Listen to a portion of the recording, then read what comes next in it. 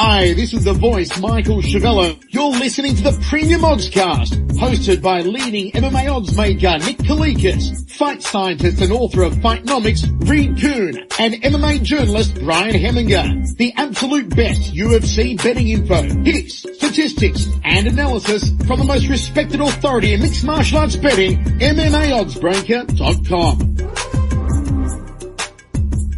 Welcome to the Premium Oddscast, presented by 5 Dimes Sportsbook. I'm Brian Hemminger, joined today by leading mixed martial arts oddsmaker Nick Kalikas to break down this Saturday's UFC Fight Night 125 event, which takes place in Belém, Brazil. If you're unfamiliar with our format, Nick and I will break down the fight card from top to bottom, providing extensive analysis and a pick for each fight after doing our film study for the event. Looking back at our last event, we won 1.25 units for UFC on Fox 27 after going 1-1 on our premium bets. We also won our 1 unit free bet on Andre Fili. Back to the present, UFC Fight Night 125 features a 12 fight card in total and will be aired on UFC Fight Pass, Fox Sports 2, and Fox Sports 1 this Saturday night. Let's dive right in. Now, kicking off the fight card on UFC Fight Pass is a women's strawweight contest between Maya Stephenson, who is 6-4, and Polyana Viana, who is 9-1. Now, Nick, where did you open this fight, and how has the public shifted things so far? Up on Viana, minus 270, the comeback on Stephenson at plus 190. Looking over at 5dimes.eu, our sponsored sportsbook. Right now over 5 Dimes, Viana is minus 370. The comeback on Stephenson is at plus 310. So action coming in Viana's way, laying the chalk on the favorite. A lot of parlays coming into 5 Dimes as well on this. Not really that surprised. Viana is like the popular, hyped prospect. I mean, she's only, I believe, 26 years old or so. And, you know, there's been some buzz around her for a long time, anticipating her UFC debut potentially, because a lot of people, like I said, legit prospect out there. A lot of people consider her that. And she is. I mean, if you look at some of the film that she has out there against weaker competition overall, so we got to point that out right away. So the level of competition she's faced in general hasn't really been that high, but she's been pretty impressive. She has a Muay Thai background, also jiu-jitsu background as well, so she could beat you up standing. She's very aggressive on the feet, very powerful as well. And then if she gets you on the ground, I think she excels on the ground even more so.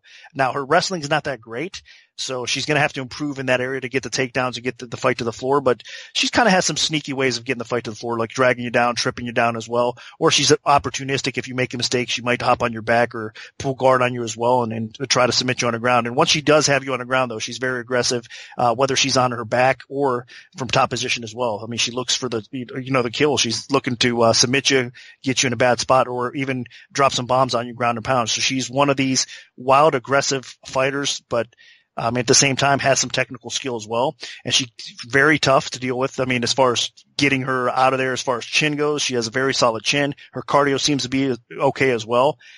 So she's a tough out. So this is why she's getting all that respect from the bettors out there. And I understand it, but I think they're counting out Stephenson a little bit here. Stephenson, of course, we all know, she's from the Ultimate Fighter. I mean, she, recent season, I believe it was Tough 26 or whatnot, the tournament. And, she ended up losing on that show. She got subbed, I believe, if I'm not mistaken. But that being said, she's more of a striking based fighter as well. And she lost to the eventual, I guess, finalist in, Eubanks. And Eubanks then, of course, gets a fight in the finals, but that's for another time. So Stephenson herself, so she lost to a very legit competitor on the show and she got beat on the ground.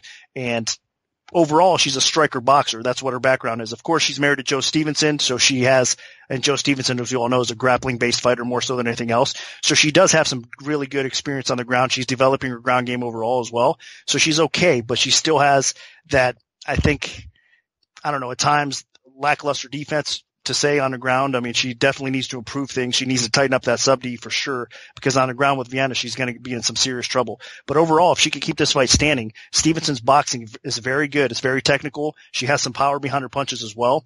And I think she's going to find her spots on the feet to give Viana some problems, because if any flaws that I've seen in Viana's game so far, it's her strike defense. I mean, she is wild and aggressive, like I said, on the feet, but she does leave some holes in her game. And I think Stephenson's boxing's technical enough that she can exploit those holes and be competitive, at least on the feet, and maybe even win some of those striking exchanges along the way.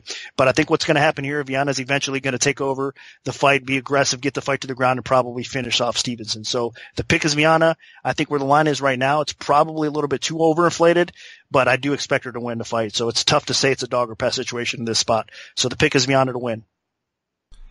And while I agree that Viana has some shaky opponents during her run in Brazil in jungle fights and everything, I mean, she did beat a couple quality opponents, so she did get tested. I mean, there's one girl that her only loss is to Viana, and Viana knocked her out. I mean, Viana has legit power at 115 pounds, so that's something to be excited about. There aren't a lot of girls, especially small girls, that can really do some damage with their hands. And Viana is one of those fighters. So that being said, Stephenson's biggest strength is on the feet. So if it stays standing, I see Stephenson potentially being able to outwork Viana, but Viana can make up for that with her power. But if this fight goes to the ground, that's the big difference.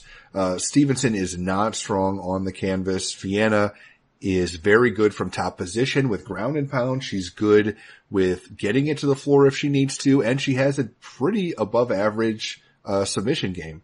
So overall, Viana is just the more well-rounded of the two, and Viana is clearly the more dangerous. I mean, the only way Stephenson wins is if this stays standing and she outpoints Viana over the course of 3 rounds.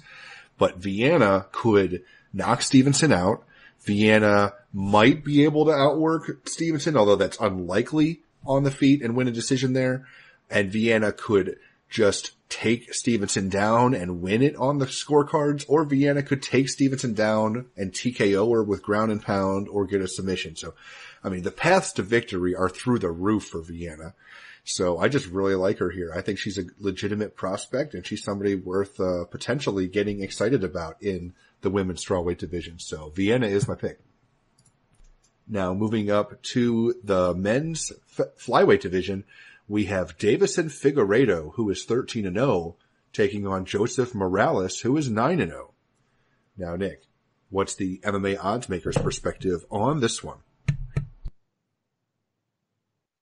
I open Figueredo minus 165, the comeback on Moraes at plus 125. Right now, looking over 5 times, it's Figueredo minus 150, the comeback on Moraes is at plus 130. So line margins have tightened up a little bit. Two-way action is coming into this fight.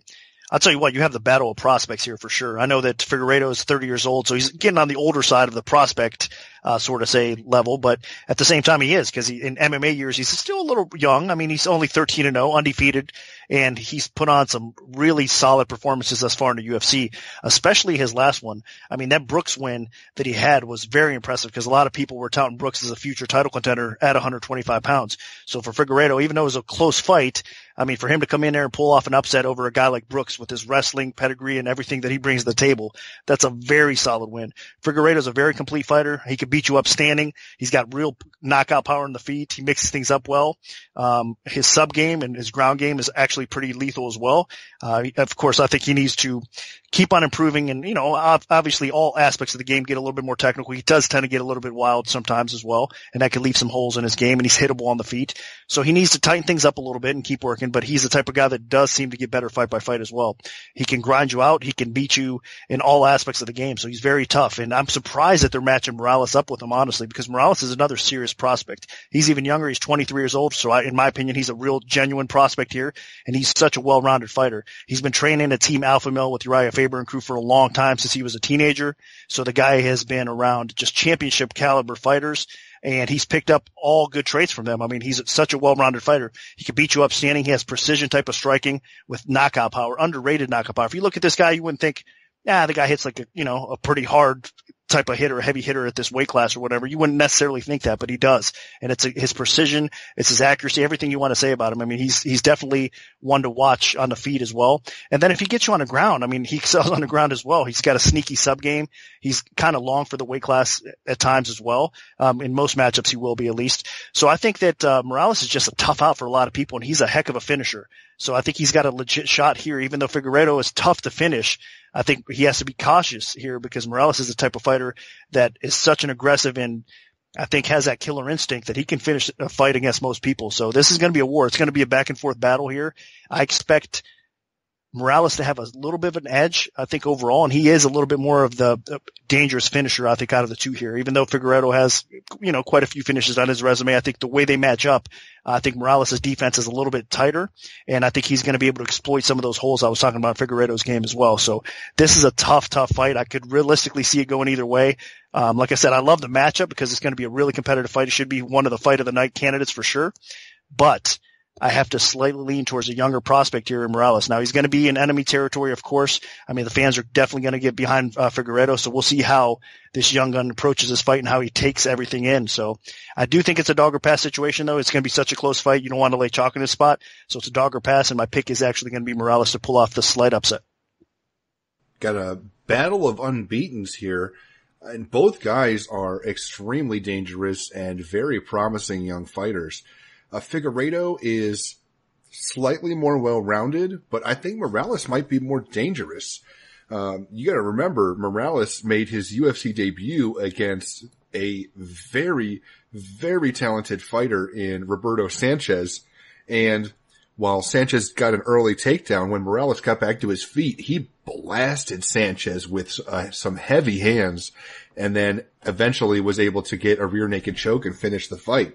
So that's something you have to put into consider, is the fact that Moraes has good power on the feet. He's capable on the ground, and that's something that Figueredo is going to have to keep in mind at all points. While Figueredo, I think he mixes it up a little bit better. He throws a few more kicks. Potentially he could stay on the outside a little better, and he has picked up some quality wins already in the UFC as well. With the win, especially in his last fight over Jared Brooks, getting that close decision. The one thing, though, is Brooks got a lot of takedowns in that fight. I mean, it could have clearly gone the other way. It was a close fight. So, I think while Figueredo did get the win, it wasn't the best performance out of Figueredo. And he's definitely going to have his hands full here with Moraes. I mean, Moraes is a threat with his hands. Moraes is an above average grappler, so I don't think Figueredo will have a huge edge there in that department. And Moraes, training on a Team Alpha male is only going to be getting better. I mean, he's young, at 23 years old, and when you have those really young fighters, and Figueredo's young too. I mean, he's not that young at 30.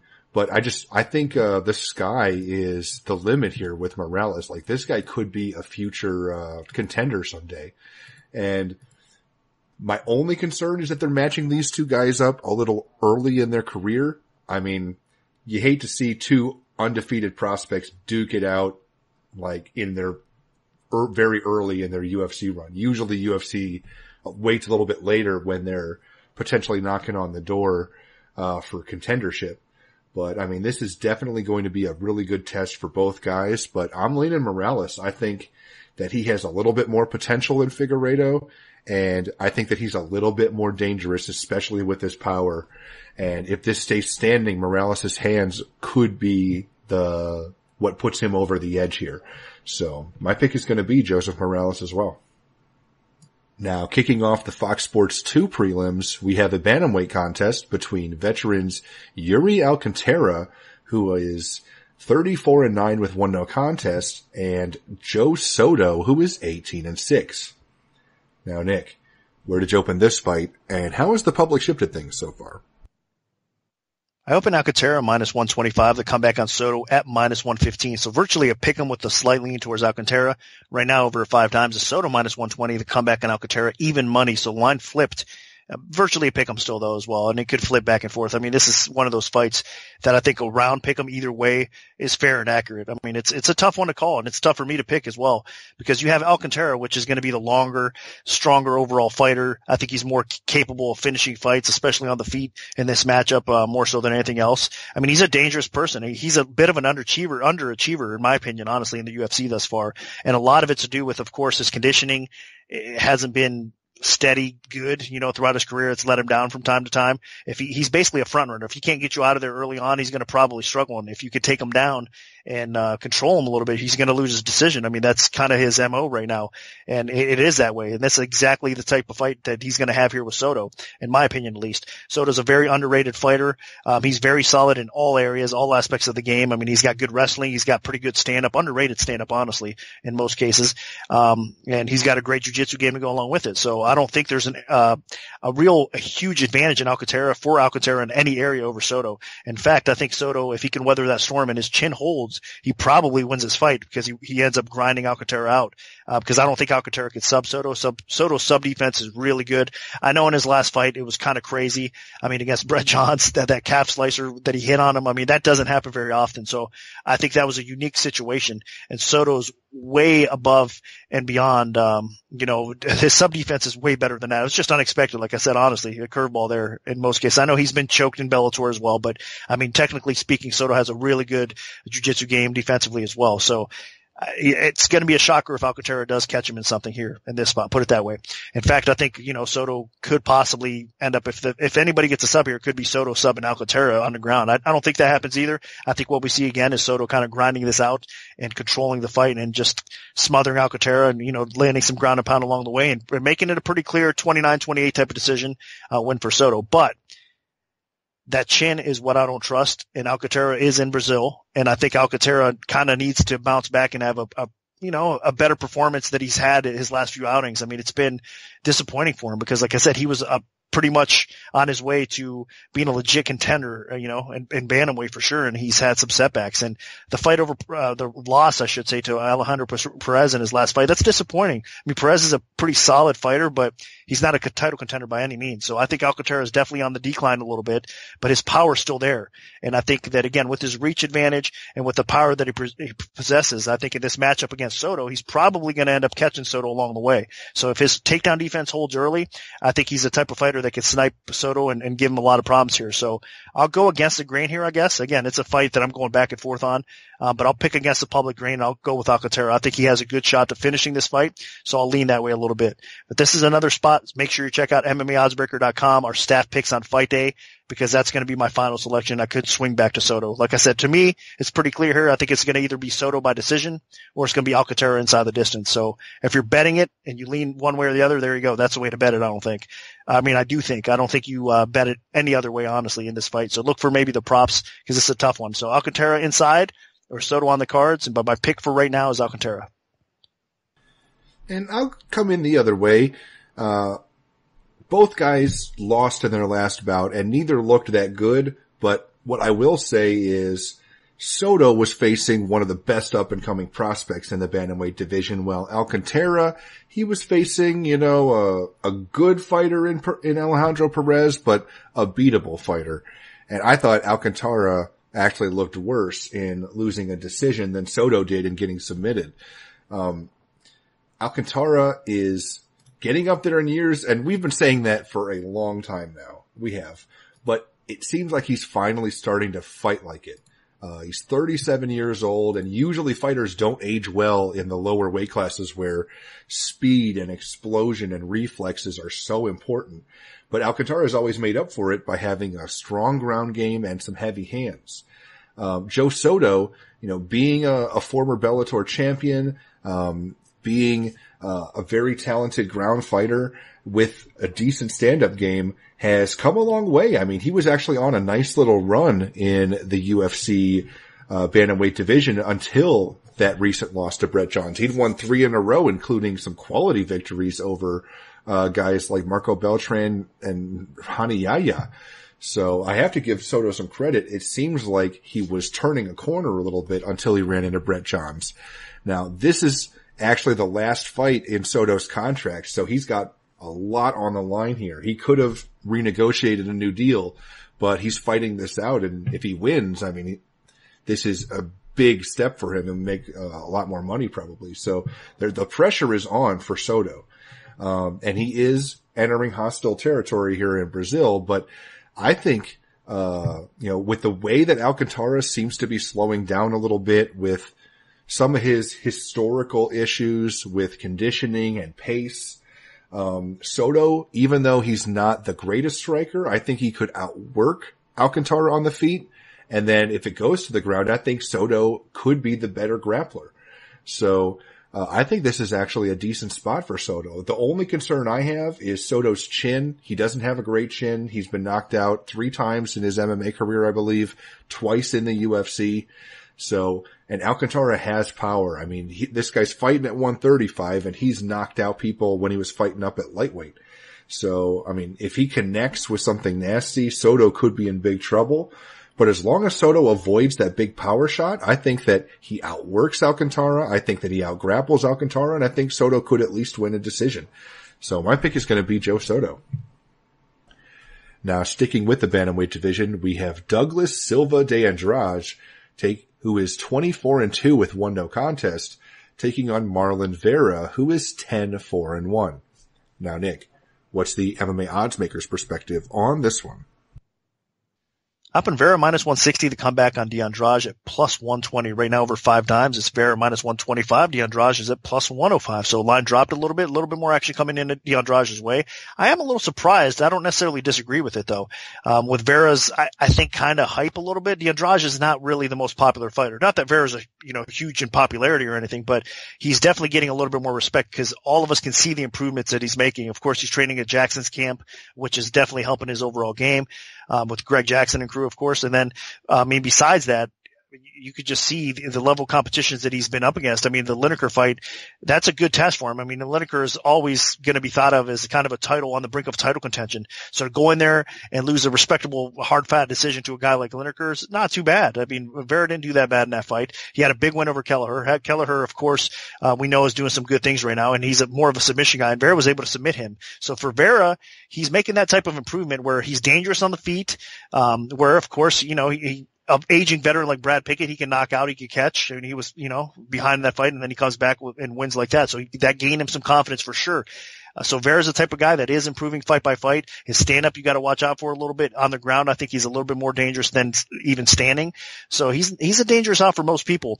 But I think here against D'Andrade, he's probably up against a guy that's a little bit better than him still overall. I think D'Andrade has an advantage in all areas of the game minus the submission game. The pure submission game, I do give the edge to Vera. But I think if it stays standing here, I mean, Vera's going to have a little bit of a reach advantage, but I think D'Andrade is actually the better overall striker. I think he'll be a little bit busier, a little bit more consistent, and I think he can mix things up a little bit better as well. So on the feet, D'Andrade wins. I think he controls the tempo of this fight. He controls even the wrestling aspect of the fight. I think he's a better wrestler here than Vera is as well. And I think he could probably avoid getting subbed. Now, I know that's tough because, again, D'Andrade in his last fight actually did get submitted to Rob Font, and you wouldn't really consider Font a big BJJ guy, so he's got to be careful. I mean, we know he's susceptible now to getting caught in a sub, but that being said, I still think that D'Andrade is going to be keen enough to avoid, again, a dangerous situation against Vera on the ground. So I think it's him probably pointing Vera to a decision, a close, hard-fought 29-28, maybe even a split decision type of decision. It'll be a very competitive fight, but I think D'Andrade is just the better fighter, and it's going to show here as the fight progresses a little bit. So Vera, he's improving. You got to respect that, but I just think D'Andrade is just a little better, and I'm going to pick him to win this fight.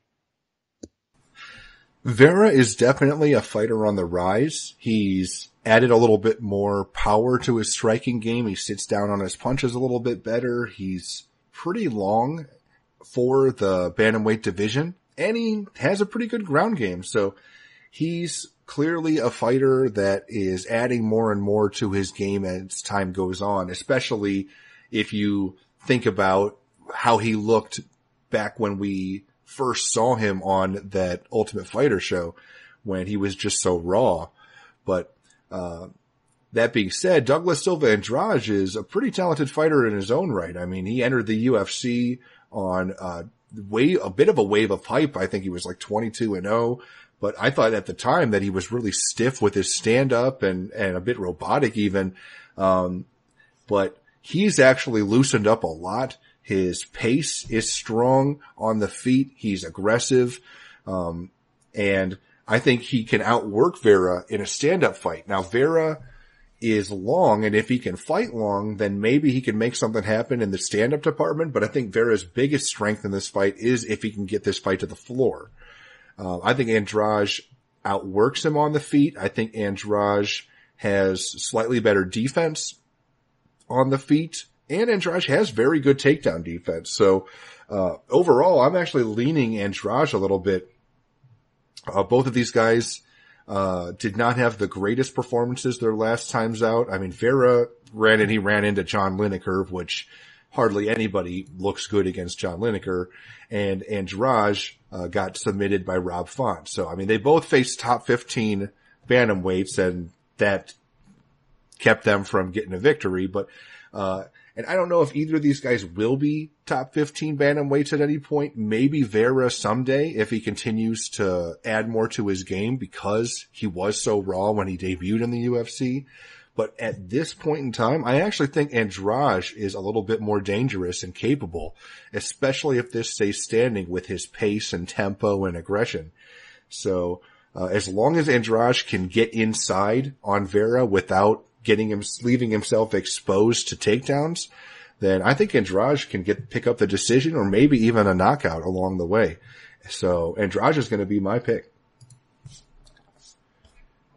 Now, moving up to the lightweight division, we have Alan Patrick, who is 14-1, taking on Damir Hadzovic, who is 11-3. Now, Nick, where did you open this fight, and how has the public shifted things so far? Up in Patrick, minus 215, the comeback on Hadzovic at plus 165. Right now, looking over 5 dimes. Patrick's minus 230, the comeback on Hadzovic is plus 190. So a lot of margins have tightened up a little bit. Slightly more action coming in Patrick's way, and I'm sure he's going to get put in parlays or whatnot as well. Stylistically, a lot of people think this fight's a wrap for Patrick. I don't necessarily agree with it. I understand if you look at their last few fights, I mean, especially in his last fight against Held, Hadzovic was taken down, controlled. He ended up winning that fight in the third round, quickly into the third round with a beautiful timed knee. But outside of that, I mean, he was definitely getting grinded out, controlled on the ground by a very good ground specialist and Held. And, he lost that fight. So that was his kryptonite, that fight. And it seems to be. Now, of course, he's been knocked out by Tysonov in his UFC debut. So far he's had some shaky performances. Even again, that Held fight, I think a lot of people are going to hold against him, like I just mentioned, because he did get grinded out a little bit until he had that come from behind win. But I think Hadzovic's actually a pretty solid fighter. And the disrespect that he's getting from that fight isn't necessarily fair, because I know Patrick is a very good, talented fighter in his own right, and he's the type of guy that likes to grind people out. I mean, if you look at him, he has some quality wins as of late, especially. I mean, his win over Stevie Ray in his last fight was very impressive. Damian Brown, another very solid opponent, for him to beat. And, he's kind of climbing that ladder, and a lot of it is due to him grinding people out. He also has some length over most people in the weight class as well, and his striking is not bad at times. But he does have holes in his game, his striking defense. I think his striking is a tad bit overrated, honestly. It's not, at times it's not very fun to watch him strike, honestly. He looks almost awkward, in my opinion. And I think Hadzovic has a big advantage on the feet. Now, Patrick has enough knockout power that, Hadzovic has to be careful. But I think if it's a firefight on the feet, Hadzovic's actually going to be the bully. He's going to be landing the cleaner punches and attacking Patrick, and probably, make it clear enough that he wins on the cards if it does happen to go that way, or even finish Patrick on the way, to a possible decision. So I think what we're going to see here is Patrick is going to definitely try to get the fight to the ground and grind Hadzovic out and try to even maybe finish him obviously on the ground as well, but he's not going to have the success everybody's thinking he's going to have. I think Patrick's game is not quite what Held's is, so I think he's going to be struggling a little bit more than Held was getting the fight to the floor, and I think Hadzovic's takedown defense is going to fare a little bit better. So in my opinion, this is a step down for Hadzovic in fighting Patrick over a guy like Held, but it's actually a step up for Patrick fighting Hadzovic that it was. I mean, even, I don't know if that's very fair to say, because Stevie Ray's a pretty solid opponent, but I do believe that this is a tough fight. This is probably a tougher fight, because I think for Patrick it's going to be harder for him to take and control Hadzovic down. So that's why I'm going to pick the underdog here. I think a lot of you guys out there are underestimating Hadzovic's skill, and again, a lot of it's probably based on his last fight, or if you look back through, he's been put on his back in previous fights as well. But I think his takedown defense is probably better than most think, and it's going to hold up here. So if it does, he's going to win the fight. So not a popular opinion, I'm sure, out there, but I'm picking Hadzovic to pull off the upset win over Patrick. And I couldn't disagree more on this one, honestly. Alan Patrick, he comes from a striking background, but he's actually a lot more of a wrestler now these days. And if you look at his fight history, I mean, this guy, Patrick, one takedown against Garrett Whiteley, 2 takedowns against John McDessie, 5 takedowns against Damian Brown, 5 takedowns against Stevie Ray. The only time he didn't get a takedown was against Mairbek Taisimov, the one fight that he's lost in his last 5, or the one fight he's lost in the UFC so far. And Damir Hadzovic, his takedown defense is 0%. He's never stuffed a takedown in the UFC. I don't know how you can say that somebody has good takedown defense when they've never even stopped a takedown. So I know that Hadzovic is a decent athlete, but I couldn't disagree more on this one, because while Patrick isn't like a power wrestler that can just shoot in for a takedown and double leg, he's a guy that is pretty good at closing the distance with his stand-up, because he comes from the striking background, and then he just latches a hold of people and drags them to the floor. He doesn't have the best takedown offense. Even though he's picked up a lot of takedowns, he's only at about 40% success rate with his takedowns, but he is tenacious with it, and he keeps going and going, and eventually he wears people down and gets the takedown. He's kind of that, if at first you don't succeed, try again takedown guy. And I think that's where he's going to have the advantage, because Hadzovic, to me, is not as good as Stevie Ray. Stevie Ray actually has quality wins over some quality opponents like, Ross Pearson and some other people along the way. And Hadzovic got smoked in his UFC debut, and then was getting smoked in his second UFC fight until he got lucky and landed a perfectly timed knee as Marcin Held was diving at his legs with a rolling knee bar attempt. So I think Alan Patrick, as long as he can ugly this fight up, put it into the clinch, work for takedowns, I don't see how Hadzovic will have any space to try to knock him out. So I think Hadzovic isn't that good, and his takedown defense definitely isn't that good, and I think Patrick exploits it. So while I don't think Patrick is that great of a fighter, I think that the fact that he can drag this to the floor and have some success there is more than enough, especially because that's all he needed to do in the Stevie Ray fight. So I'm definitely siding with Alan Patrick here. Now moving on to the Facebook, or the preliminary main event on Fox Sports 2, we have Sergio Moraes, who is 12-4-1, taking on Tim Means, who is 27-9-1 with 1 no contest. Now, Nick, what's the MMA oddsmaker's perspective on this one? I put Means minus 260, the comeback of Moraes, at plus 180. Right now, looking over 5 dimes, it's Means minus 220, the comeback of Moraes, plus 180. So line margins have tightened up, and there is two-way action in this fight as well. Some early dog action, and then some, later as we get closer to the fight time, some action coming back in on Means as well. I think this is a pretty clear-cut fight. I don't think it's a head-scratcher at all. We all know how this plays out in most cases. Means is going to want to keep this fight upright, and if he does, he's going to probably bash Moraes on the feet to the point where he probably gets a finish. If he doesn't get a finish, he's going to get a clear decision. But if Moraes gets the fight to the ground, Means is in some serious trouble. So you'd have your throwback grappler versus striker matchup, and it's never been, more clear than a situation like this, because we know Tim Means, both these guys are better than that. Moraes, for a grappler, does have some probably a little bit underrated striking, and Means, for being more known as a striker, does have some wrestling, and some ground to go along with it as well. But their strengths here, how they match up. Means wants to keep this fight upright, and Moraes wants to get Means' back or put him on the floor and sub him there. So it's going to be interesting clash of styles here.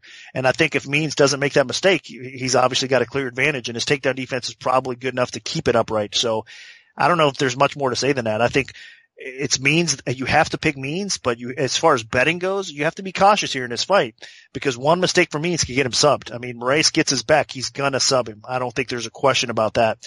He doesn't even have to get his back. If he gets top position, I think he subs him as well, beats him on the ground. But if he doesn't do that, Moraes is in some serious trouble, and he's going to get beat up in this fight. So I'm going to pick Means. I'm going to give him the benefit of the doubt, thinking that he could keep this fight upright. He could keep Moraes off his back, and if he does that, he should win. And I think there's probably a better chance he does that than he doesn't. So the pick is Means. If you're betting this fight, be careful, though, because it is, one of those situations, like I said, it depends on who utilizes their game plan and who makes the first mistake here. So we'll see what happens. Yeah, this is a pretty clear-cut fight of grappler against striker. Sergio Moraes does have some knockout power on the feet, but for the most part, I mean, when he stands against guys with heavy hands or guys that really know what they're doing on the feet, Moraes gets outclassed. So, if he can get this to the floor, Moraes is one of the better grapplers in the welterweight division, and he could absolutely submit Tim Means. I mean, just look at, some of the artistry that Moraes has pulled off when he does get fights to the ground. The problem, though, is Moraes' knees are shot, and he doesn't have any explosion whatsoever with his ability to shoot in and get fights to the floor. He doesn't really have that good of wrestling or takedown ability. If Tim Means wants to keep this fight standing, unless he is like wildly reckless, he should be able to keep it standing. And when Tim Means keeps fights standing against guys that are not great strikers, Tim Means usually has a good day. And, Tim Means is big, he's strong, he's powerful, and he's got the size and reach advantages in this fight. So if Means can just keep his distance and then just pick apart Moraes with some good power shots, I think at some point he lands some good combinations, and then if he hurts Moraes, he'll step in with some nasty knees and elbows and probably get a finish. So as long as Means isn't reckless, I think that this is absolutely his fight to lose, so I am definitely picking Tim Means. Now moving on to the Fox Sports 1 main card, we have a middleweight contest between Thiago Santos, who is 16-5, and Anthony Smith, who is 28-12. Now, Nick, where did you open this fight, and how has the public shifted things so far? Up at Santos, minus 150, the comeback on Smith at plus 110. The line got chewed up, and it is now currently minus 270 for Santos. The comeback on Smith is at plus 230. So this is definitely the biggest mover on the card. I put Santos too low. Hard for me to gauge Santos at times. I know what kind of beast he is on the feet. His takedown defense is good. His cardio is solid as well. So, man, the guy is definitely a very tough out in the middleweight division. I mean, his size, his knockout ability, I mean, everything about him, his takedown defense, like I said, is solid enough that, I mean, you're going to have problems taking this guy to the floor, but he is a bit chinny, and he does make some mistakes on the ground at times as well. So his chin and his ground defense is what bothers me. And Smith has been on a bit of a roll. I mean, I think he's at the point, he's one of those savvy vets that's been around for a long time, and finally getting his opportunity in the UFC, and he's making the most of it. I mean, I think he's never been better. So even though he's 29 years old, but I mean, in fight years, he's way above and beyond that, because Smith has been around for a long time, and he's been knocked out 6 times. So he's had, the fight years kind of adding up on him, but he hasn't really shown it so far in the UFC, which is a bit of a surprise. So I think that Smith, again, he's kind of fighting at his best right now, and a good version of Smith will give Santos some fits. So I think Smith is going to have to be smart here, try to, shut Santos down by closing the gap, trying to get inside, making this a slow-paced fight a little bit. I mean, Smith does have some knockout power on his feet in his own right, and he's going to have some, at least some height over Santos. Not exactly pure reach per se, but I think that Smith definitely has an opportunity on the feet to test that chin of Santos, but more so than anything, I think his path to victory here is on the ground. If Smith can do it, which a lot of people have failed recently, if he could get, top position on Santos or drag him to the ground or get his back, he's going to submit him on the ground as well. So I do think Smith has a shot of winning this fight. He can either knock him out on the feet if he lands that big bomb, or again, on the ground, if Santos isn't careful, Smith has an opportunity to win there. But I'm not going to pick Smith to win this fight. I do see Santos as the better fighter here. I think his takedown defense probably does hold, and if it does, then he's probably going to beat Smith up, because I think Santos is the better striker here, no doubt. He mixes things up a lot better. I mean, he's got some lethal kicks to go along with some nice punching power as well, and he's a pretty accurate striker. And again, he's improving. I mean, I like what I've seen from Santos for a while now, so I do have a lot of respect for him. I got a ton of respect for Smith again, especially making this late surge in his career. I'm going to pick Santos to win, but not necessarily as much as all of you guys out there that took the line up to 270. I think you guys got to be careful here, because you might be underrating and underestimating Smith a little bit in this spot. But I do see what you guys all do, and I have to, be honest and say that I do think Santos is going to win this fight, so I'm going to pick him to win. But part of me, with all the steam and everybody just thinking the fight's already over with Santos, I wouldn't mind being wrong in this spot and having Smith pull off another upset win. So it is what it is, but I'll pick Santos to get by in this fight. This is a good matchup between two guys that are both on very nice runs in the middleweight division. Anthony Smith has picked up 3 quality TKO victories in his last 3 fights against Elvis Mutapcic, Andrew Sanchez, and Hector Lombard. And I think he might have been the underdog in all 3. Maybe not against Lombard, I'm not sure. But and then Thiago Santos looked great, picking up 3 knockouts in his fights against Marshman, Mearshart, and Hermanson. So, you've definitely got 2 guys with killer power and ability to put this fight away at any moment, stepping in there. So this could go either way. But the one theme of Anthony Smith's fights has been he is not the greatest starter, and his opponents have started strong against him, and then Smith has turned it up late when his opponents started to fade. And it's been really surprising, actually.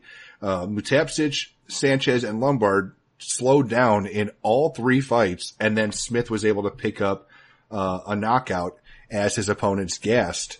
And guess what? Thiago Santos isn't going to gas. So that strategy is completely out the window for Smith, unless he plays like rope-a-dope and lets Santos tee off on him until he gasses himself out, which I think is not wise with how technical and powerful and dangerous Santos is capable of being.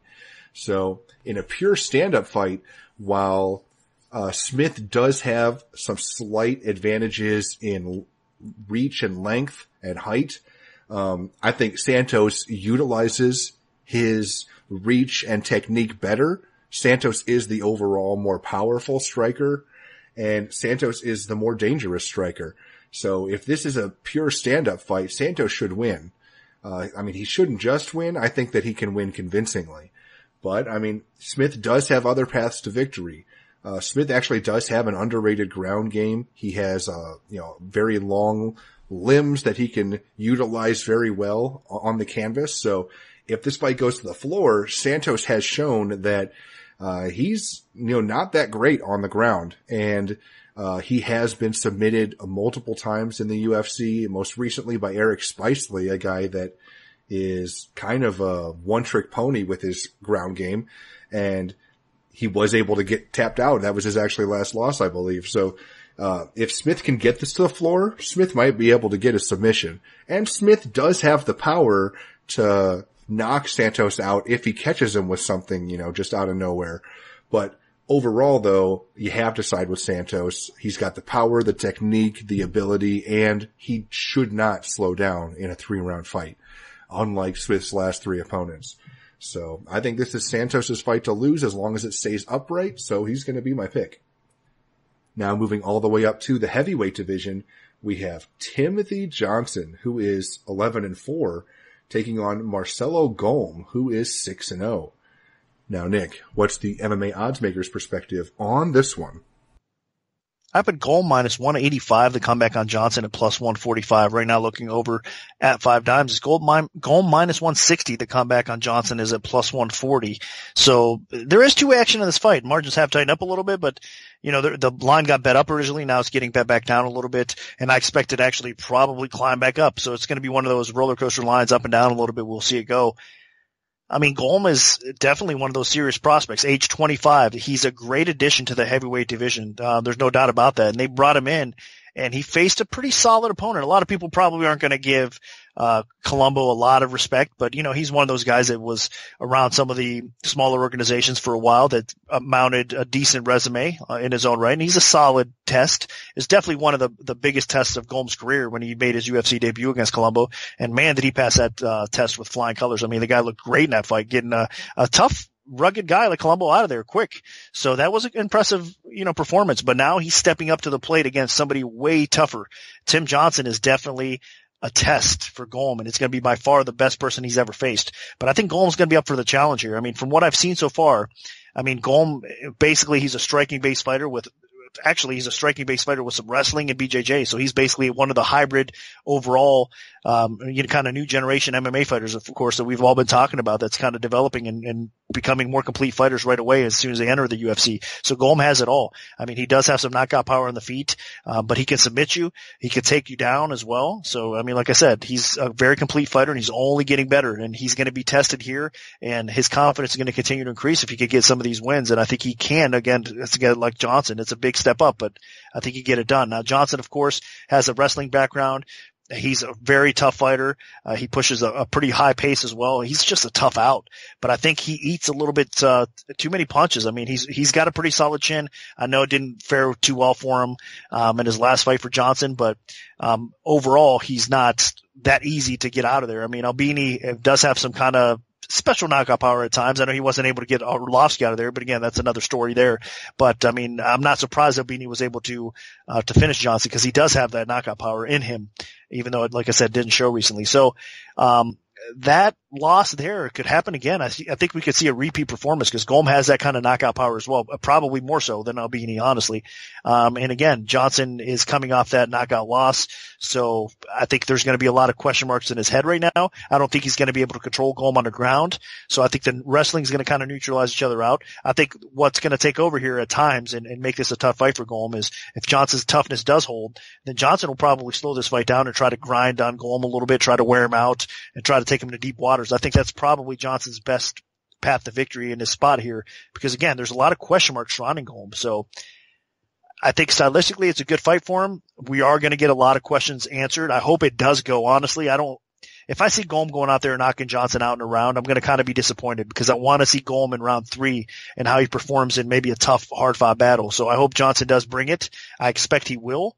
But I think Ghom still passes the test here as well. So I'm looking forward to seeing a lot of good things from Ghom in the future. I mean, if he does pass this legit test, like I said, I think this is a spot where it's like a gatekeeper role for Johnson, honestly. If Ghom's able to get through that gate, I think he can potentially, if he's matched well, make a run towards the UFC heavyweight strap. That's how good this guy can be at age 25. Still has a lot of room to grow. So keep an eye out for Ghom. I mean, we could see, I don't want to compare him to Ngannou. I mean, they're different fighters. Ngannou's just a huge beast, and we know that what he was able to do to everybody. So I don't think Ghom is going to be that nasty of a KO artist, but he has a lot of hype and a lot of potential, sort of like an Ngannou, I think, on the way up. So let's keep an eye on him and see what happens, but this is going to be a tough test, like I said.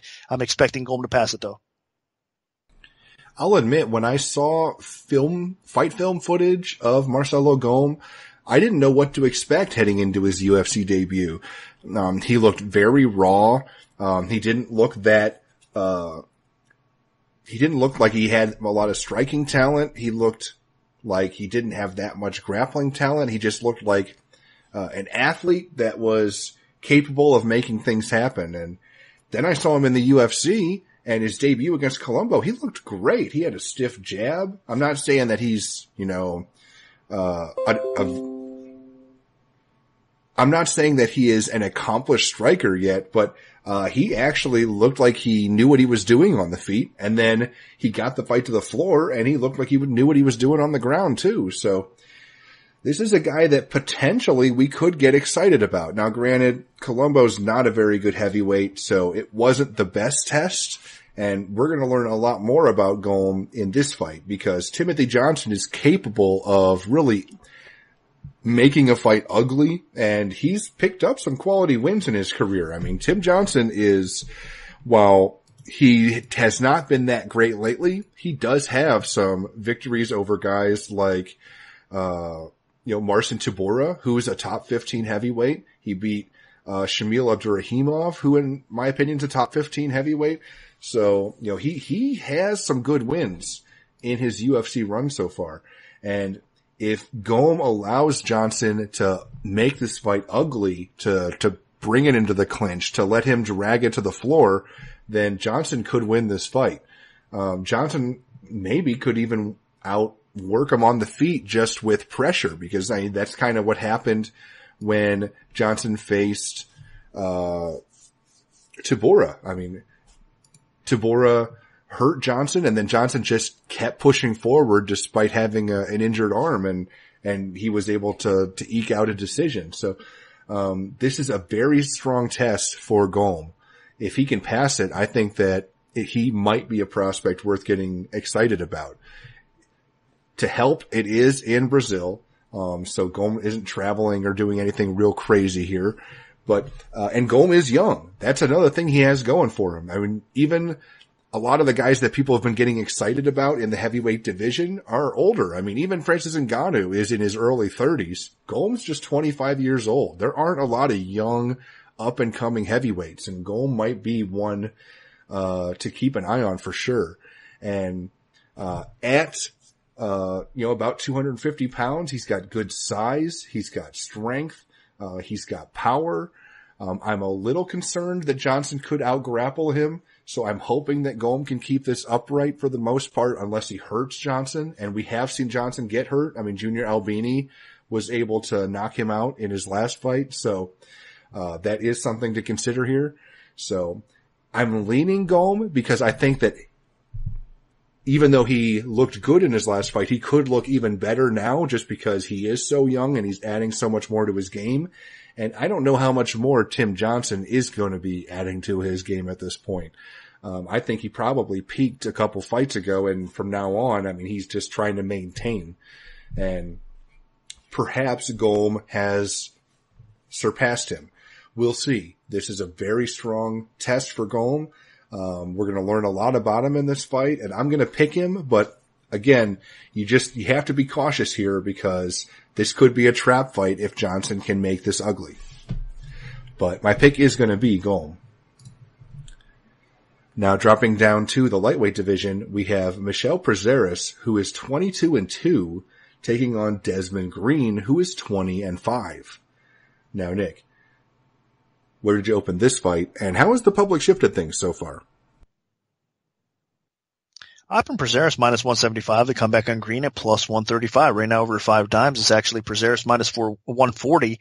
The comeback on Green plus 120. So a little bit drop on the dog price, and line margins have tightened up a little bit. I am surprised. Prazeres, in my opinion, is kind of the more popular fighter out of the two overall as far as respect-wise go. I know Green has been, Bellator Titan vet. He's been around the game for a while, and the fans out there know who he is and know what he's capable of. But he was fighting a lot of that at 145 pounds, and of course he's been at lightweight. But since he's been at lightweight in the UFC, you got to admit, Green's looked pretty good. Even in his last loss to Habilov, I think he probably performed better than a lot of people thought. I mean, Habilov's a very tough out, and he was solid. He kept competitive in that fight. So that wasn't necessarily a bad look for Green, even though he did end up losing that fight. And before that, against Josh Emmett, a lot of people weren't, expecting him to pull that fight off, and he did. And Emmett's another accomplished wrestler type of, striking powerhouse kind of fighter. Now, of course, he's dropping to featherweight, so, it is what it is again in that spot. But I think Green is one of those cases that, even though he did, start fighting up a weight class in the UFC, that we're normally used to seeing him fight, he's filled out pretty nice, and he's not undersized at 155 pounds. I think his athleticism and his strength is okay, even in this weight class as well. And he's going to present a lot of problems for Prazeres. In fact, he's going to be the bigger fighter here. Now, of course, Prazeres is a little tank. So, he's wide, he's strong for sure. He's the bully usually in most cases. So I don't think that Green's going to be able to bully Prazeres all that much, but I think the Green physicality and, like I said, his size is going to be an interesting test for Prazeres as well. So these guys are definitely going to challenge each other. So I do agree with the early action coming in on Green. I'm expecting us to see Prazeres probably get bet up a little bit as well. So this is another line that'll bounce back and forth. So it's probably the timing of this fight, as far as a bet goes, where you want to grab it at. Either way, depends which side you like. So I think it'll continue to climb. So if you time it right, you'll probably get a good number either way. But that being said, I think it's going to be a competitive fight. I mean, Prazeres has looked like a beast in so many fights. He always overperforms. I mean, he's the type of fighter, I think, even his stand-up. I mean, we all know that he's more of a ground fighter, more of a wrestling-based fighter, likes to get the fight to the floor and then some other people control him. I mean, he's actually subbing people. Obviously that beautiful choke that he had recently, against Berkman. And of course he followed up with a choke win against Burnell as well. But I was more impressed with the Berkman win. I mean, he just smoked Berkman. I know it's a declining Berkman, but still, Prazeres has that in him. And of course, on the feet, you can't take him lightly. He's got some knockout power and he's got some aggression as well. So Prazeres is a tank and he's not an easy out. And he's going to be putting some pressure on Green here for sure, going for those takedowns, trying to grind Green out, and then obviously having a little bit of success on the feet as well. But I think Green's going to land his own strikes. I think Green's takedown defense is going to surprise many here as well.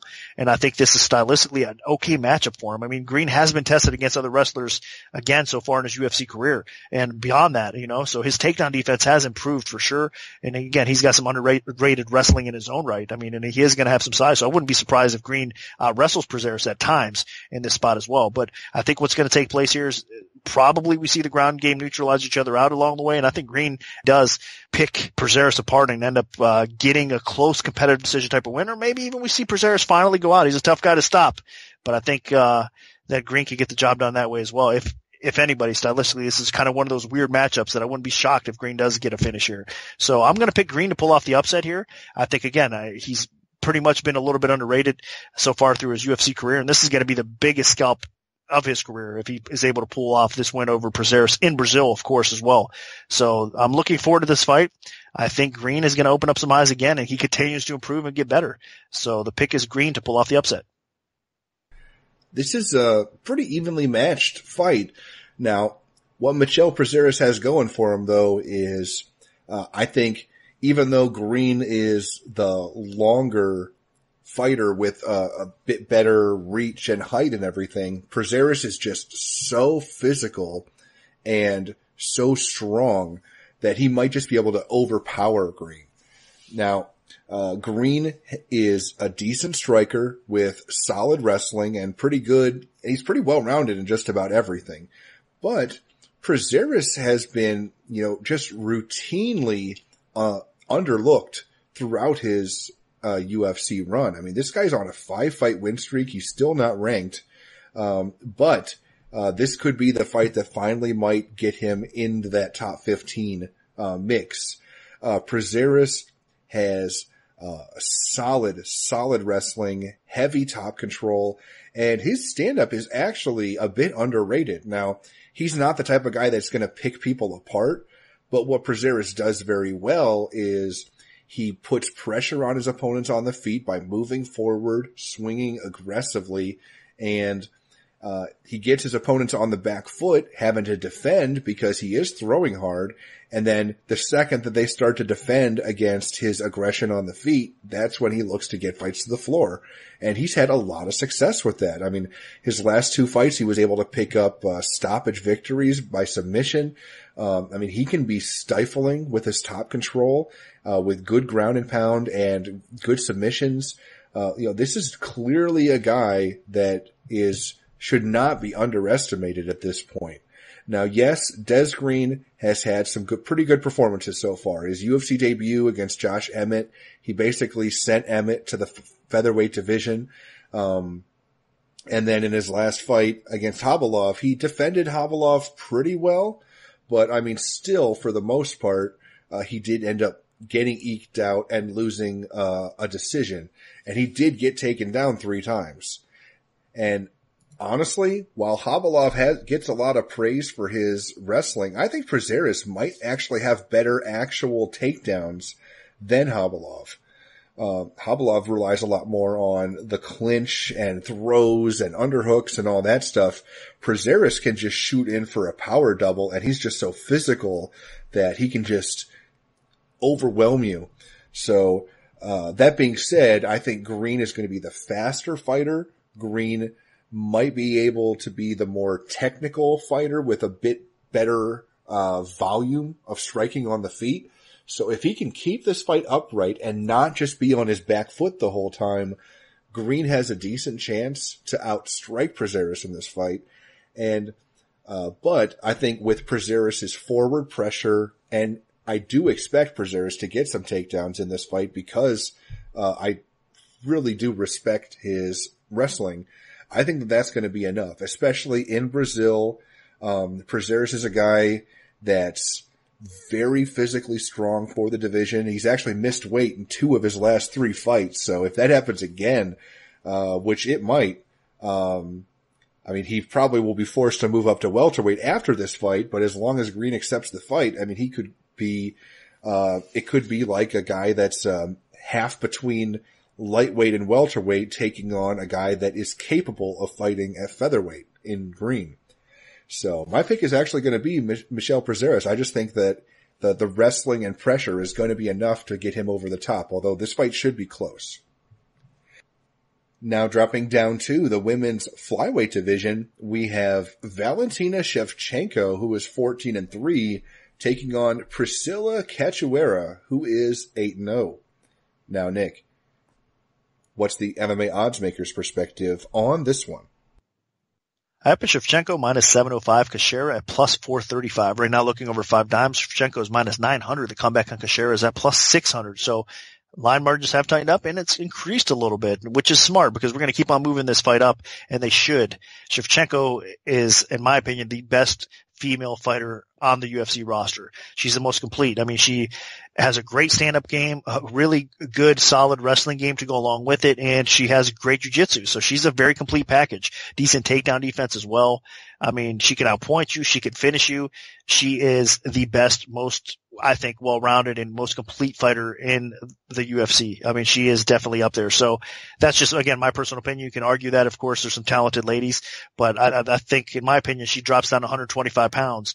There's no question about who's going to win the women's flyweight title in the near future. It's going to be around Shevchenko's waist, and it should be because, again, she is, in my opinion, pound for pound, the women's best fighter. So that being said, against Cachoeira here, she's going to be tested a little bit. I mean, Cachoeira is making her UFC debut. She was originally supposed to fight Lauren Murphy, I believe, at the Tough 26 finale. And of course, visa issues, I believe, is what took her out of that fight.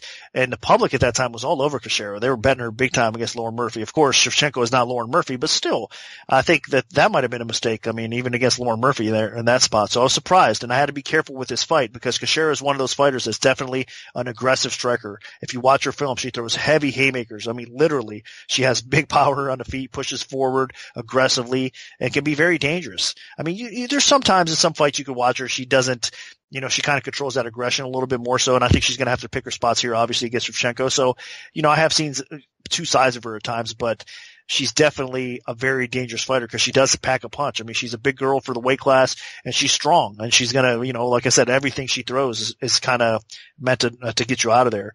And she, strong physically as well, so she's not going to be easily, bullied around, but she is kind of slow. I think as well. So now with her dropping down to 125 pounds, I think she's probably going to address maybe that issue a little bit. She'll probably be a little quicker. I'm sure she's going to look better than she does on film as well. So it's going to be a fun fight. I think, she's going to have her moments in this fight, but Shevchenko, in my opinion, is going to utilize Cachoeira's her aggression against her. She's going to pick her apart on the feet, and then she's going to get a takedown and probably end the fight on the ground. Because Cachoeira, her takedown defense is definitely subpar. She needs to improve that. And then once on the ground, even though she hasn't been submitted in her career yet, I think Shevchenko is more than capable of finishing this fight on the ground as well. So that's why you're seeing Shevchenko such a big favorite. I mean, she should not lose this fight. Cachoeira has a puncher's chance, but that's about it. It's not a very good one, I think, either. So it is a Shevchenko fight to win or lose. And again, I think she is the future champion at flyweight in the women's division. We'll see how it goes for her.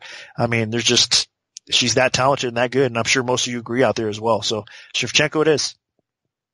Yeah, there's really not that much to break down here. I mean, Valentina Shevchenko, I have ranked as the number 2 women's bantamweight behind Amanda Nunes. And now that she's dropping down to flyweight, I mean, she is head and shoulders the number 1 women 125 pounder. I mean, Shevchenko was undersized at 135, and she was still picking up incredible quality victories over some of the best in that division, with victories over Holly Holm, Sarah Kaufman, Juliana Pena. I mean, you name it.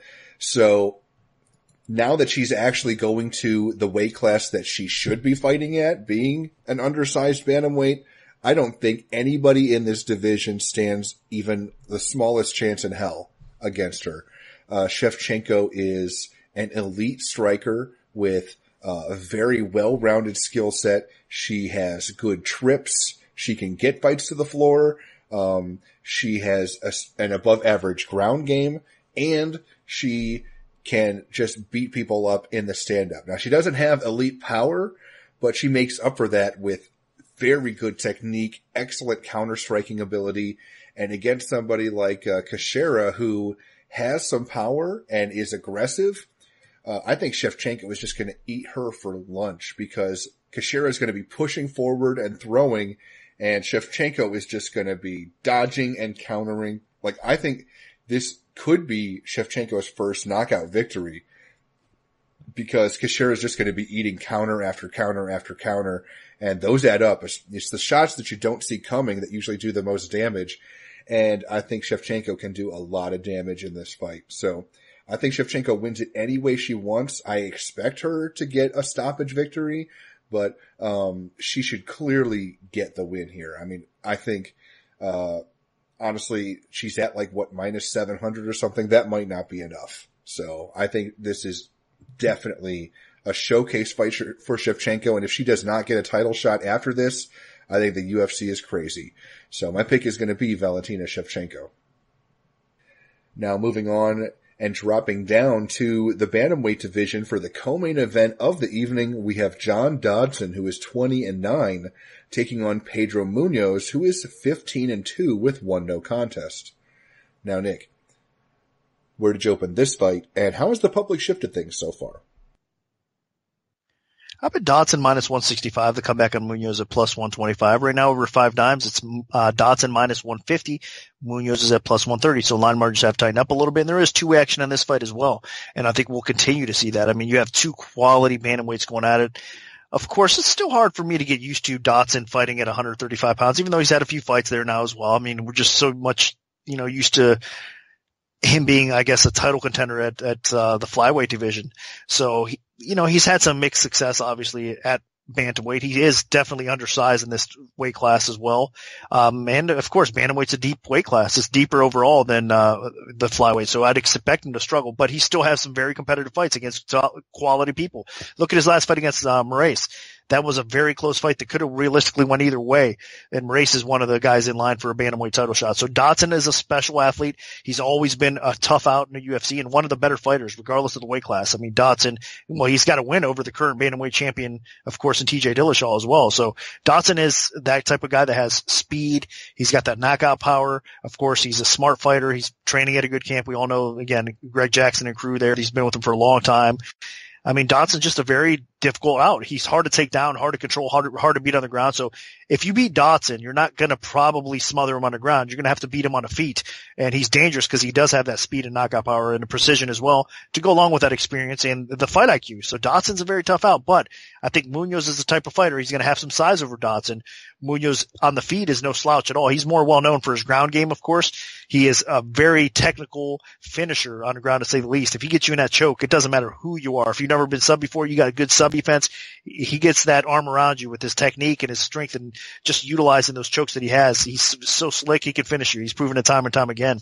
So Munhoz on the ground is definitely a threat even against a guy like Dodson. But will it get there? Probably not so. So you're going to expect this fight to stay standing. And on the feet, it's going to be competitive. I think Munhoz, if you look at it, he does fight at a higher rate a little bit more. He outworks his opponents most of the time. So he's going to be the aggressive fighter here. I think he's going to have some success landing on Dodson along the way, pushing Dodson back. Dodson will probably be on his back foot looking to counter Munhoz as well. So I think what you're going to see here is a very competitive, another typical Dodson fight as of late. It seems like most of his fights are competitive split decision type of fights. And I think we're going to see another one with Munhoz here. I think Munhoz is going to be the one, again, kind of pushing forward a little bit, controlling the tempo of the fight. It's in Brazil. It's not going to hurt that he's, has his home crowd backing him as well here. So I think we'll see a competitive decision that goes to Munhoz. So it is a dog or pass situation. There's no doubt about that. Even though I said all those good things about Dodson, I definitely respect him. And this is, a fight that he can win for sure. You can never count Dodson out. I mean, it's, he's a favorite for a reason here as well, because he does pack a punch, as I said, and he's, the quality wins that he's had throughout his UFC career, I mean, they speak for themselves. So Dodson's not an easy out, but I just like the matchup here for Munhoz a little bit better. So the pick is Munhoz to win, a competitive, but hopefully clear enough decision that he wins on the scorecards as well. So Munhoz is the pick. And I'm going to side with Munhoz as well. Munhoz is just the more well-rounded fighter of the two. Now, that doesn't mean that those well-rounded pieces will actually matter, because John Dodson has very good takedown defense, and while Munhoz has one of the best ground games of the bantamweight division, I don't know if he has the ability to get this to the floor. That being said, Munhoz's stand-up is no joke. I mean, this guy pushes a high pace. He has good output. He has some size in the bantamweight division. So I don't think that Dodson can just stand toe-to-toe with Munhoz and go strike for strike with him, because I think Munhoz will just be the better, more technical striker and outwork him. I mean, Munhoz actually outstruck Rob Font in his last fight, which set up a submission when Font shot in for a takedown right into a guillotine choke. So, Dodson, while I do think Dodson has the better pure power, that's it. I mean, Dodson has a good right hand, and if Munhoz eats that and Dodson's able to follow up on that, then maybe Dodson can win, because Munhoz has been rocked, like in his fight with Jimmy Rivera. So I wouldn't completely discount the fact that Dodson can win this fight, but I just think Pedro Munhoz has way more ways to win the fight. I mean, if it goes to the floor, Munhoz has the edge. On the feet, Munhoz's pace and technique should be enough. The only real concern for me is the fact that Dodson does have power and Munhoz has been hurt. So as long as Munhoz avoids getting blasted by just some excellent explosive technique that Dodson throws at him, then I think this fight will go pretty similarly to some of the fights where Dodson has had some trouble, like the Marlon Moraes fight, which was close, but Moraes was able to eke out a decision, or when the John Lineker fight, where Lineker was just the aggressor the whole time, and while Dodson was working from the outside and landing good counters, that was Lineker's pace and output and everything, and the fact that he was throwing so much heat was enough to convince the judges.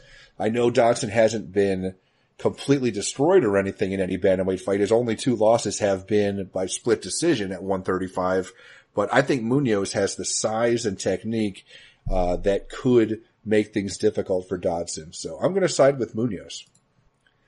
Now this brings us to the main event of the evening in the middleweight division. We have the former light heavyweight champion, Lyoto Machida, who is 22-8, taking on surging prospect Eric Anders, who is 10-0. Now, Nick, what's the MMA oddsmaker's perspective on this one? I opened Anders minus 230, the comeback of Machida at plus 170. Right now looking over 5 dimes. Anders minus 290, the comeback of Machida plus 245. This was not an easy line to set, to say the least, so I'm glad I did open it higher than probably most people thought, because look at the overall betting action has come in on Anders, and it's all the way up to 290 right now. It's just, I mean, we all know what's going on here. Anders is the up-and-coming, I don't want to say prospect because he's 30 years old, but he's the up-and-coming young gun that's, or younger gun MMA years at least, that has looked really good. I mean, if you look at his fight against Natal, he got him out of there, a seasoned UFC veteran that a lot of people respect, got him out of there early, follows it up with a very tough opponent. I don't think people realize how good Marcus Perez is, and he followed that up with a solid win over Marcus Perez, going all 3 rounds. His cardio is good. He's been tested also. Before he made his official UFC debut, I should mention this off the rip, I mean, he was an Access TV competitor, so he fought in LFA, and he was tested in LFA. I mean, he didn't fight exactly bum opponents in the LFA. So they brought him up, I think, accordingly. I mean, they didn't overmatch Anders. They let him kind of slowly build up his resume against weaker competition. Of course, we all know Anders' background. He's a football player. I mean, a special athlete, a talented person in his own right. I mean, he's just, he's got that sports athletic type of background. So it's not a surprise that he adapted well and picked up MMA so well. So, but he's taken it to another level. Again, I think they brought him up the right way, stepped up his competition fight by fight. Again, his last solid win outside of the UFC was against Brandon Allen, and Brendan Allen's actually a pretty solid fighter in his own right. So Anders is on his way, man. And a win over Machida here, I mean, like I said, we know why they made this matchup. It's to get him a quality win over a seasoned vet and a respected fighter like Machida. And Anders definitely has the capabilities of doing so, especially against a declining Machida at this point. I mean, Machida's 39 years old. I mean, his best days are definitely behind him. In his prime, Machida would not have suffered some of the recent losses that he has. So we know that his chin's going, his defense is going, even his takedown defense is going a little bit. I mean, but we can't just exactly throw Machida out the window or throw him in the trash quite yet. That's not fair. Machida definitely has some skill. He's a very talented fighter. He's not going to lose his power, of course. He's got some knockout power, and he's got that, the striking style that is definitely awkward for most fighters. And he's an accurate striker. He's a smart fighter. So if his defense holds, if he's able to, weather a storm and able to counter Anders well enough, you never know. Machida could pull this off. So I'm not exactly counting him out, but I think Anders is just a difficult matchup right now. Like I said, Machida coming off that knockout loss to Brunson. Before that, it was against Romero. I mean, those were pretty brutal beats. Even the fight that he got submitted by Rockhold just schooled him on the ground there as well after he beat him up. So Machida at age 39, after those defeats against high level competition, but they took a lot out of him, I think. So Anders is getting Machida at the perfect time. Anders also is capable of getting his fight to the floor and wrestling as well. So if he gets it to the ground, he's going to probably be able to finish Machida, maybe possibly some ground and pound in his own right. It's not going to be easy though, because Machida's takedown defense in most cases is pretty solid. So this is an interesting fight. I mean, we'll see. Machida in his backyard in front of his home country. I don't want to really see him suffer a loss, especially a bad one. I mean, I do think Anders is probably going to get it done and probably knock Machida out as well. So hopefully it's not too bad. And if so, hopefully Machida can rebound and maybe even think about calling it quits if he is at that point of his career. But of course, a good quality win over Anders for Machida goes a long way. And a lot of us are going to be thinking, hey, let's see Machida's next matchup. Maybe he can bounce back. So we'll see how it goes. A lot of intrigue in this fight for sure. Again, I have a ton of respect for Machida.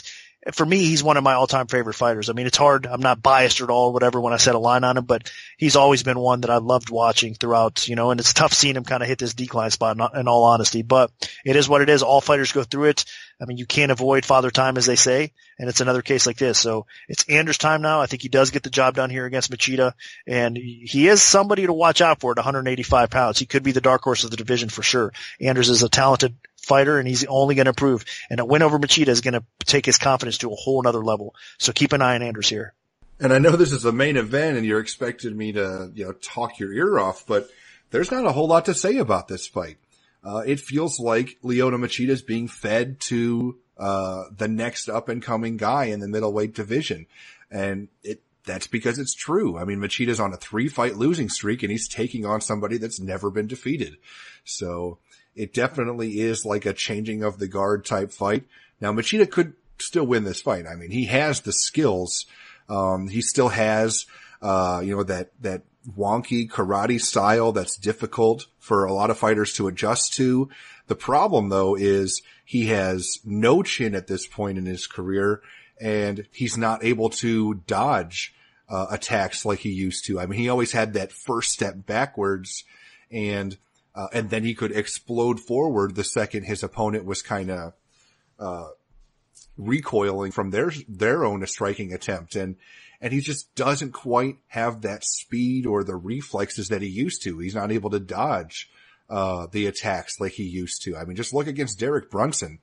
You saw recently that Brunson just got completely dominated again by Cachoeira, somebody that is still fighting very well at his peak as he ages. But Machida has not aged well.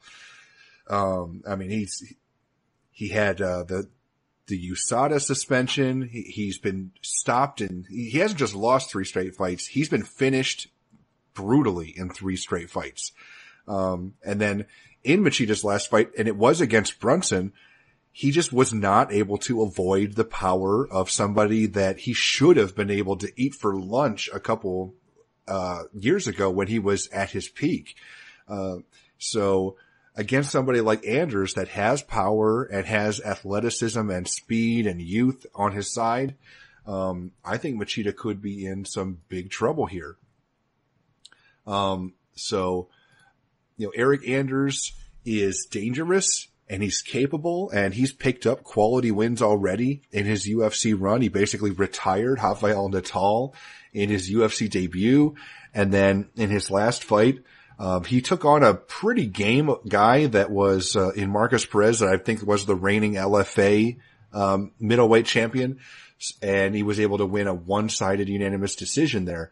So against Machida, I think as long as Anders puts on the pressure against him, it might just be a matter of time before he lands something significant and puts him away.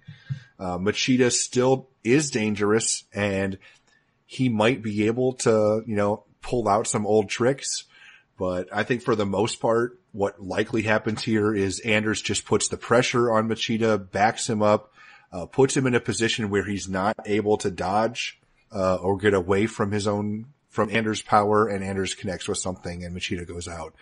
Because Machida, just the room for error is so small now with Machida, because he just cannot get hit. Because if he does get hit, he's in trouble. And against a guy like Anders that has some good power, I think Machida could be in for a really rough night. I'll be rooting for him. Machida is a great fighter that I've always been a fan of, but I think at 39 years old, it might be time to call it quits. So my pick is going to be Eryk Anders, although you never know, Machida might be able to pull something out. So that'll do it for our full event breakdown for UFC Fight Night 125. Now, our premium bets for the event will be released this Friday following the weigh-in, so stay tuned for that if you're an MMAOddsBreaker premium member. If we have a free play to give out, make sure to follow at MMAObPremium on Twitter, because that's where we'll post them first. We can also notify you of our free bets via email alert if you prefer that method. Just send an email to picks@MMAOddsBreaker.com and we'll add you to our free bet mailing list. Special thanks to our sponsor, 5 Dimes Sportsbook. Good luck, everyone, and hopefully the betting gods are on your side this weekend.